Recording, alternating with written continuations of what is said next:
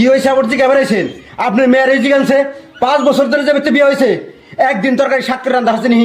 আর আপনার কাছে কই কি হবো? আপনার তো যে অত কোনো শান্তি হলে ভাত খেলাম না, একদিন নুন হয় না, একদিন মরিচ হয় না, একটা প্রবলেম আছে। তারই মেয়ে তো এটা কেমনে করে পারবো? মেয়ে দান নয় করে তুমি মার মুকালা এমনি করে কাউকে মার মনে আঘাত লাগবো না। লাগুক আঘাত, আঘাত লাগবে না এই কইছি। মা তুমি জামাইয়ের কথায় মনে দুঃখ নিও না, ঘরে ন। এই কি এর ঘরে যাবো? ঘরে যাবো না, যান আপনার মেয়ে নিয়ে আপনি বাদ যান।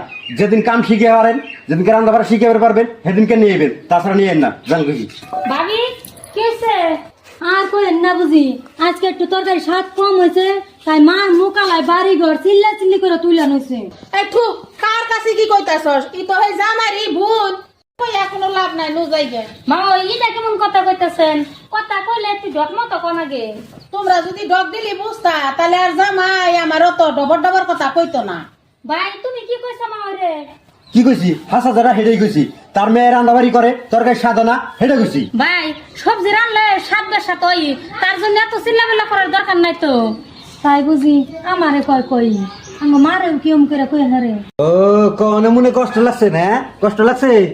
কষ্ট তো লাগবেই, আমার জামাই বাড়ি আঙ্গ মারে, আমার সামনে যদি কিছু কয় তাহলে আমার কেমন লাগবো? অমনে তো ভাবিরও কষ্ট লাগছে। কব জিয়ারি থাকো যাইগে। না মা ওই আগে যাই না, মানুষ মাত্রই ভুল হয়।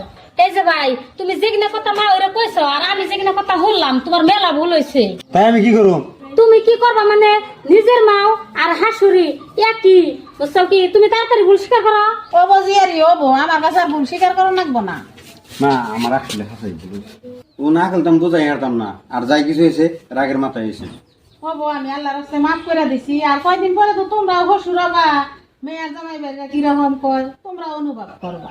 যাও আমার ঘরে নিয়ে যাও, না নয় আমি বাজার নিয়ে গিয়ে